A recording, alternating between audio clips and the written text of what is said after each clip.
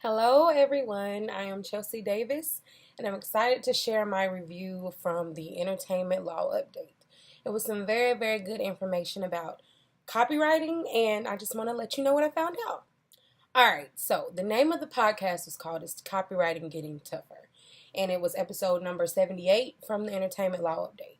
So the first thing that stood out to me was talking about character likeness. And basically it talked about Lindsay Lohan and how she felt like Grand Theft Auto used her likeness in one of their characters.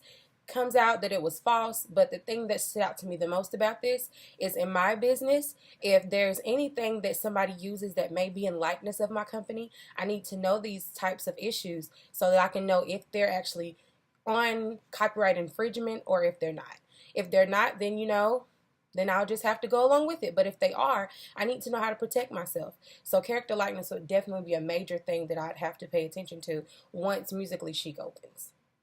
The next thing that stood out to me was the paid social media endorsements. And so Canada has changed the way that it does its guidelines now. And so basically, anytime you use an endorsement from another company, you have to make sure that you place a disclosure stating that it's a paid endorsement. If not, then things start getting way, way legal and you have to get you some legal advice. But the US kind of does it a little differently. They make a lot more things fair use when it's commercial. But for me, this stood out because even though the US guidelines may be a little bit differently, I may have to do some things in Canada at some point. I may have endorsements from Canada at some point. And so I need to know what those guidelines are in whichever state I'm dealing with so I can know that that company needs to be basically disclosed. And in any case, whether or not those guidelines are strict here or if they're strict anywhere else, I definitely need to have that disclosure there. Because if they are paying me, people need to know that they're paying me. It's kind of very, very misleading to just make it seem like you're doing an endorsement for free. Personally, if I had a product and someone was endorsing my product and they let the assumption go on that they were just endorsing me for free even though I was paying them, I would be very upset about that. So I definitely want to keep that in mind once Musically Chic opens. The last thing that stood out to me was about Creative Commons work. And so in the podcast, they talked about a school that wanted to use work that was a part of Creative Commons, but they didn't want to make the copies at their school. They went to a local FedEx and then they made the copies there.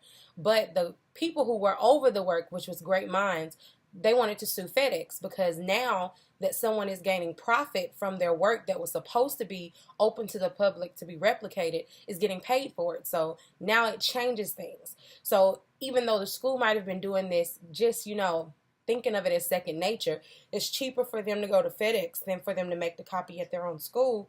Now it's become a legal issue. So this stood out to me big time because I know personally I've done something similar to this when I was in undergrad because we didn't have a copier at school. We weren't able to print out any of our ads when I was in my graphic design program. So I had to go to FedEx. I had to go to Kinko's. I had to go to Office Max to make my copies.